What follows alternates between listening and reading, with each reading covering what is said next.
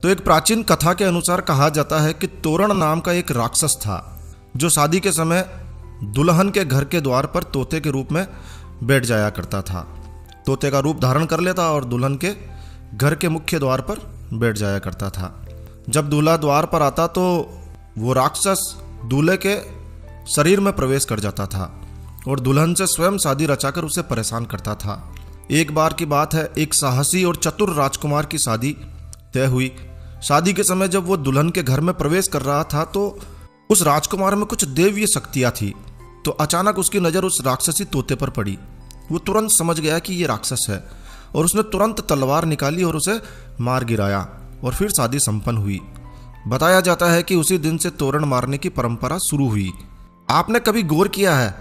आपको पता लगेगा कि इस रस्म में दुल्हन के घर के दरवाजे पर लकड़ी का तोरण लगाया जाता है जिस पर एक तोता लगाया जाता है।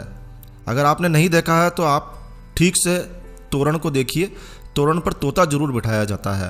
तो लकड़ी से तोरण बनाया जाता है और उस पर एक राक्षस का प्रतीक तोता बिठाया जाता है और बगल में दोनों तरफ छोटे तोते बिठाए जाते हैं। दूल्हा जब शादी के समय वधू के मुख्य द्वार पर आता है तो तलवार से उस लकड़ी के बने राक्षस रूपी तोते को मारने की रस्म पूर्ण करता है।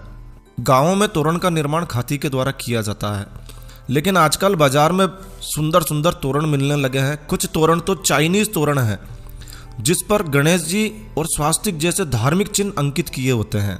और फिर क्या होता है, दूल्हा बगैर जानकारी के उन पर तलवार से वार करता है, तोरण मारने की रस्म पूर्ण करता है, लेकिन जानकारी नहीं होती है और वो गणेश जी और स्वास्तिक जैसे पवित्र चिन्हों पर अपनी तलवार चलाता है।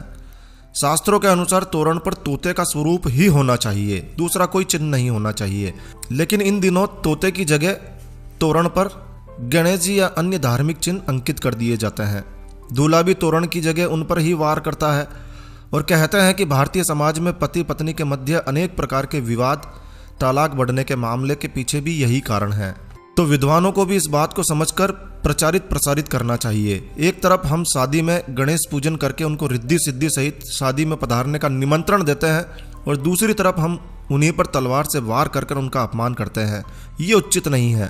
तोरण की इस रस्म का ध्यान रखकर परंपरागत तोरण को ही लगाया जाना चाहिए, लेकिन जानकारी के अभाव में लोग जानते ही नहीं हैं, क्या करें। जानकारी के अभाव में जो तोरण बाजार में मिल जाता है वही ले आते हैं। तो इस बात का विशेष रूप से ध्यान रखें कि इस बार जब भी किसी की शादी हो और यदि आपकी नज़र इस प्रकार के तोरण पर पड़े तो उसे समझाइए और हो सके तो इस वीडियो को अधिक से अधिक शेयर कीजिए। यदि आप हिंदू हैं, हिंदू धर्म को, हिंदू परंपराओं को जिंदा रखना चाहते हैं तो इस वीडियो को ज़रूर से शेयर कीजिए। दोस्तों, हम इस वीडियो के माध्यम से